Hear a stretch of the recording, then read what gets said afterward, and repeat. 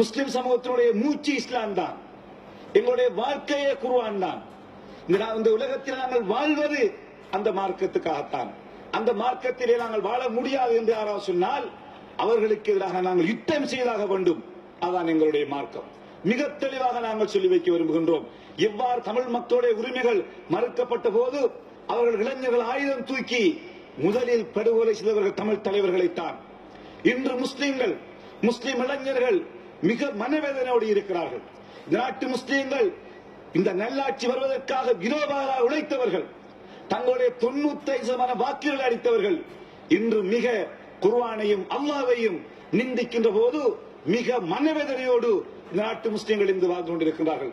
கௌரவ தவிசாளர் அவர்களே, இந்த முஸ்லிம் இளைஞர்கள் இவ்வாறு தொடர்ச்சியாக இஸ்லாமும் மார்க்கமும் நிந்திக்கப்படுகின்ற போது அந்த இளைஞர்களை எங்களால் கட்டுப்படுத்த முடியாது.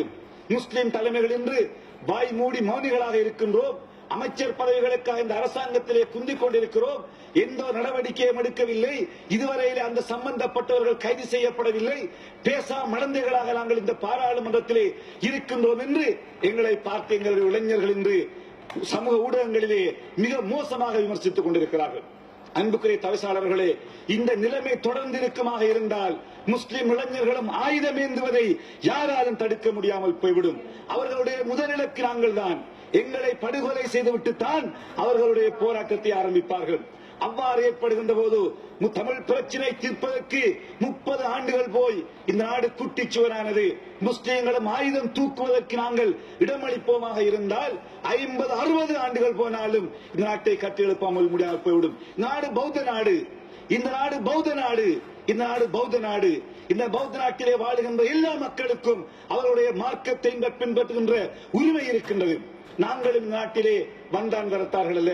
நாட்டுக்கு சொந்தக்காரர்கள், நாட்டினுடைய போராட்டத்துக்காக போராடியவர்கள், நாட்டினுடைய உரிமைக்காக உழைக்கின்றவர்கள், நாட்டினுடைய பொருளாதாரம் முன்னேற வேண்டும் என்பதற்காக இரோ பகலாக உழைத்துக் கொண்டிருக்கின்ற சமுதாயம் இன்றுமே இந்த நாட்டை காட்டிக் கொண்டிருக்கிறது. நாட்டினுடைய ராணுவத்திற்கு எதிராக, நாட்டினுடைய போலீசாருக்கு எதிராக என்றுமே முஸ்லிம் சமுதாயம் செயற்பட்டது கிடையாது. இந்த நாடு, இந்த நாட்டை நேசிக்கின்றவர்கள் நாங்கள். இந்த நாட்டை எங்களுடைய உயிருக்கு மேலாக நாங்கள் இந்த நாட்டை நேசிக்கின்றோம். இந்த நாடு பௌத்த நாடு. இந்த நாட்டிலே வாழுகின்ற சகல இன மக்களும் இந்த நாட்டிலே அரசியல் உரிமைகளோடு தங்களுடைய மார்க்க விளிம்பியங்களை பின்பற்றுவதற்கான சூழ்நிலைகள் உருவாக்கப்பட வேண்டும். இந்த நாட்டிலே ISIS இருக்கின்ற சில சொல்லுகிறார்கள். ISIS பற்றி எங்களுக்கு கவலை கிடையாது. 32 பேர் அல்ல, 33,200 பேர் IS இருந்தாலும் மிக தெளிவாக சொல்லி வைக்க விரும்புகிறோம்.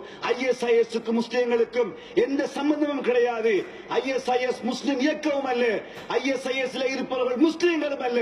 மேற்குலக சக்திகள் முஸ்லிம்களை, முஸ்லிம் நாடுகளையும் அழிப்பதற்காக திட்டமிட்டு வைக்கப்பட்டிருக்கின்ற கூலிப்பட்டாலுமே ISIS தவிர முஸ்லிம்கள் அல்ல என்பதை மிக தெளிவாக இந்த சபையிலே நான் சொல்லி விடைபெறுகிறேன்.